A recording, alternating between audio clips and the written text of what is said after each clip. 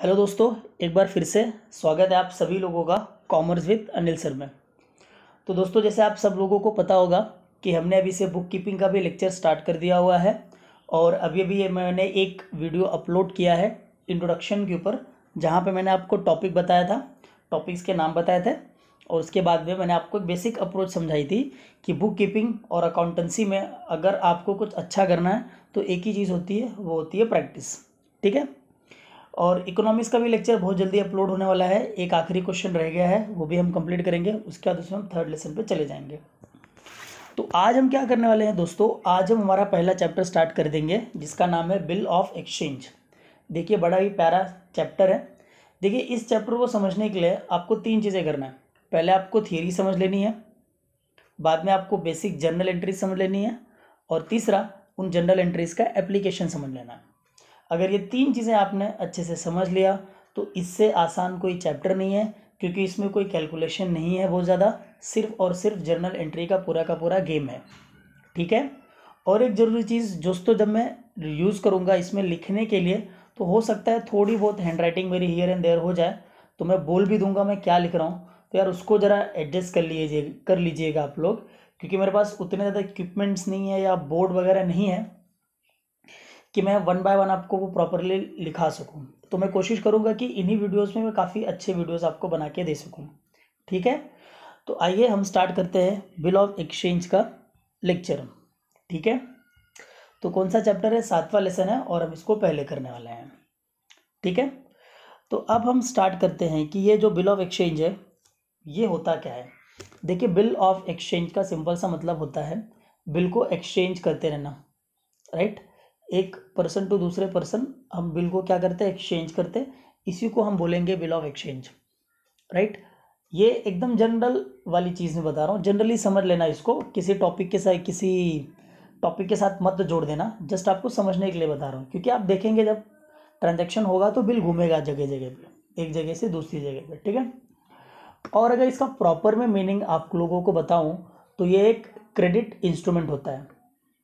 Credit instrument होता है, ये प्रूफ होता है, बिल ऑफ एक्सचेंज प्रूफ होता है कि हमने किसी पर्सन से उधारी पे लिया है और उस पर्सन ने हमको उधारी पे दिया है। ठीक है। और एक चीज़ और, आप उधारी लेते किसके हो और उधारी देते किससे हैं। राइट। तो उधारी लेने वाला पर्सन कौन होता है, डेटर, और उधारी देने वाला पर्सन कौन होता है, क्रेडिटर। ये आप ध्यान रखिएगा। ठीक है। तो चलिए हम शुरुआत करते हैं इसके इंट्रोडक्शन के बारे में। ठीक है। आपको यहाँ पे एक इंट्रोडक्शन दिया हुआ है, ये भी मैं आपको पढ़ाऊँगा, लेकिन अभी थोड़ा नहीं, अभी मैं एक सिंपल सा एग्जांपल ले रहा हूँ, उसको पढ़ाने के बाद ये मैं आप लोगों को पढ़ा देने वाला हूँ। ठीक है। देखिए गाइस, अगर वीडियो थोड़ा लंबे भी होंगे तो आप इसको कम्प्लीटली देखिएगा। ठीक है, ताकि आपको क्लियरली समझ में आना स्टार्ट हो जाए। तो अब मैं एक सिंपल सा एग्जाम्पल लेने जा रहा हूँ, आप लोग एग्जाम्पल पे ध्यान दीजिएगा, नीचे लिखा हुआ वहाँ पे ध्यान मत देना। ठीक है। अब एक सिंपल सा एग्जाम्पल देने जा रहा हूँ कि सपोज दो दोस्त हैं, एक का नाम है ए, दूसरे का नाम है बी। चलो, अगर एक बार ये दोस्त नहीं भी हैं तो चलो ये एक बार ये बिजनेसमैन है, ए भी एक बिजनेसमैन है और बी भी क्या है, एक बिजनेसमैन है। अब ए और बी आपस में क्या करते रहते हैं, ट्रांजैक्शन करते रहते हैं, यानी कि ए भी सेम टाइप का गुड्स बेचता है, बी भी सेम टाइप का गुड्स बेचता है। एक टाइम का एग्जांपल ले लो कि दोनों की गारमेंट की शॉप है। एक की गारमेंट की शॉप जो है, सपोज हम मुंबई का रहे तो मैं मुंबई के कुछ स्टेशन का नाम ले लूँगा। सपोज एक की गारमेंट की शॉप है कल्याण में, और दूसरे की गारमेंट शॉप है ठाणे में। चलो, ए वाले का हम मान लेते हैं कि ये कल्याण में भाई, और ये कहाँ रहता है, ठाणे में इसकी दुकान है। तो आपस में तो कोई कंपटीशन दूर दूर तक नहीं है दोनों का, लेकिन जो बिजनेस में ये लोग गुड्स लेके आते हैं वो क्या है, सेम प्रोडक्ट है दोनों का। ठीक है। अब दोनों का धंधा काफ़ी अच्छा चल रहा था। ठीक है। दोनों अच्छे से बिजनेस करते हैं, आपस में जान पहचान हो जाती है। कल्याण वाला जाता है ठाणे से माल लेके आता है, यानी ए जाता है बी के पास से माल लेके आता है, बी जाता है ए के पास से माल लेके आता है। दोनों का बिजनेस अच्छा चल रहा होता है। और अब क्या होती है, धीरे धीरे दोनों में जान पहचान हो जाती है। ठीक है। क्योंकि लगातार आप किसी के पास कंटिन्यूस परचेस करोगे तो जान पहचान हो ही जाती है। कभी कभी दुकान पे दोनों का चाय पानी नाश्ता भी साथ में हो जाया करता था। ठीक है। तो अब होता क्या है कि जैसे जैसे आपकी जान पहचान बढ़ेगी, एक दूसरे के ऊपर ट्रस्ट बिल्डअप स्टार्ट हो जाता है कि भाई ए किस पे ट्रस्ट करेगा, बी पे, बी किस पे ट्रस्ट करेगा, ए पे, कि भाई ये तो हमारा कस्टमर है, और वो भी ऐसा वैसा कस्टमर नहीं है, ये हमारा रेगुलर कस्टमर है, ठीक है, रेगुलर। देखियो रेगुलर कस्टमर को ना ज़्यादा इज्जत देते हैं बिजनेसमैन, क्योंकि उनके पास क्या करता है, रिपीट परचेसेस। तो इस केस में क्या हो रहा है, ए और बी दोनों एक दूसरे के रेगुलर पर्सन है। अब पहले कुछ हफ्ते या पहले कुछ महीने जो ट्रांजैक्शन होते हैं वो सारे के सारे कैश पे होते हैं, ठीक है। और आपको बिजनेस का एक सिंपल सा रूल है कि बहुत ज़्यादा दिनों तक कैश पे ट्रांजैक्शन नहीं होता है, उसके बाद धीरे धीरे कुछ ना कुछ उधारी लेना स्टार्ट हो जाता है। तो ऐसा ही होता है, एक बार बी आ जाता है ए की दुकान पे, ठीक है। ये जो हमारा बी है ये चल चल के आता है किसकी दुकान पे, ए की दुकान पे, कल्याण में आ जाता है, ठीक है। और बी ए को बोलता है कि यार मुझे इस बार कुछ गुड्स चाहिए 10,000 का, और मेरे पास फ़िलहाल अभी पैसे नहीं है, और थोड़ा सा मुसीबत है यार, मतलब क्रेडिटर वगैरह को ज़्यादा दे दिया था, अभी 10,000 का तू मेरे को दे दे, मैं तेरे को सेल करके वापस कर दूंगा ये 10,000 रुपये।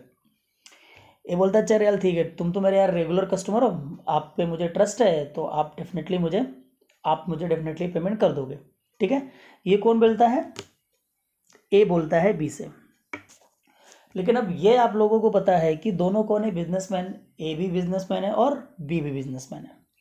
ए बोलता है चलो मैं आपको 10,000 का गुड्स दे देता हूँ, लेकिन मैं इस गुड्स के बदले में, ठीक है, मैं इस गुड्स के बदले में क्या बनाऊंगा, एक बिल बनाऊंगा गारंटी के लिए, करेक्ट। अब यहाँ पे क्या बनने वाला है, बिल। बी बोलता है ठीक है यार, मुझे तो 10,000 देने हैं आपको, कोई बात नहीं, चलो आ जाते हैं। तो अब फाइनल हो जाता है कि भाई 10,000 का गुड्स दिया जाएगा, वो भी उधारी पे, ठीक है। अब ए और बी दोनों आ जाते हैं काउंटर पे, चाय नाश्ता बोल रहा है, चाय पियो जब तक मैं बिल बना देता हूँ। बी बोलता है ठीक है यार, बैठ जाता हूँ। बी आराम से चाय की चुस्कियाँ ले रहा है, ए बिल बना रहा है। ए बोलता है भाई आप कितने दिन में पेमेंट करोगे, बोलते हैं यार यही 1-2 महीना। बोलता है चलो आपको मैं 2 महीना दे देता हूँ, 2 महीने के बाद आप मेरे को पेमेंट कर देना। बी बोलता है ठीक है। तो क्या होता है, पूरी की पूरी कंडीशन वो बिल में लिख देता है, कौन, ए लिख देता है, ठीक है। और लिखने के बाद वो क्या करता है, बिल पे अपना सिग्नेचर साइन कर देता है, और उसके बाद एक स्टैम्प मार देता है दुकान का। अब उसके बाद ये बिल किसके पास जाता है, बी के पास। बी पूरा का पूरा बिल पढ़ता है कि भाई दुकान वाले का नाम लिखा हुआ है, प्रॉपर उसका एड्रेस लिखा हुआ है, प्रॉपर स्टैम्प मारा हुआ है, अमाउंट बराबर 10,000 लिखा हुआ है, टाइम बराबर 2 महीना लिखा हुआ है, राइट, ए ने साइन कर दिया है, स्टैम्प सब बराबर चेक कर लेता है। फाइनली अब बी भी क्या कर देता है, बिल के ऊपर साइन कर देता है, ठीक है। अब होने वाला क्या है, यानी कि ए ने बिल को ड्रॉ किया यानी बनाया, ठीक है, इसमें भी कॉन्सेप्ट है, वो आप बाद में सीखेंगे। बी ने क्या किया, बिल को एक्सेप्ट किया। आप बोलोगे सर एक्सेप्ट कैसे किया, भाई ऑब्जेक्शन कहाँ लिया उसने, चुपचाप साइन कर दिया ना।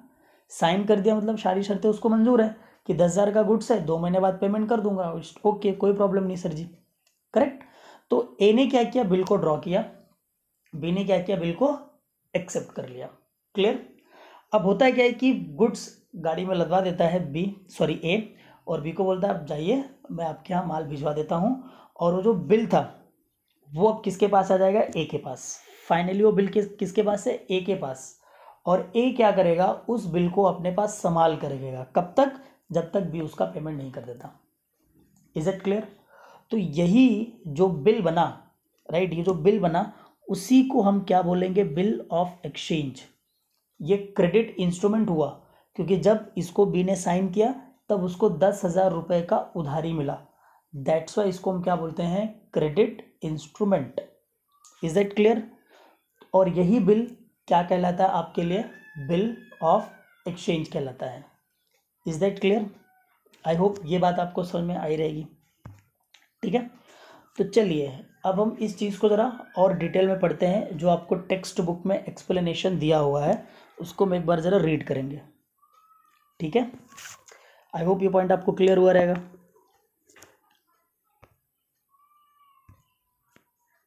ठीक है। तो ए और बी, देखिए इसी में और एक कॉन्सेप्ट है, ठीक है। जैसे अगर हम बात करेंगे parties of bill of exchange की, ये आगे हम सीखेंगे, और वहाँ पे क्या आएगा आपको, parties of bill of exchange. तो याद रखना there are 3 parties in bill of exchange. हम सीखेंगे कि बिल ऑफ एक्सचेंज में 3 पार्टीज होते हैं, ड्रॉवर, ड्रॉई, पे। बहुत ध्यान से सुनिए।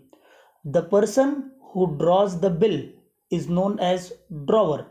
जो पर्सन बिल को ड्रॉ करता है या बिल को बनाता है वो कहलाता है drawer. The person whom the bill is drawn यानी जिसके लिए बिल बनाया जाता है वो कहलाता है ड्रॉई, और the person to whom the amount of the bill is payable is called as payee. ठीक है, तो ये तीनों कॉन्सेप्ट मैं बाद में आपको समझा दूंगा। तो आइए हम इंट्रोडक्शन पे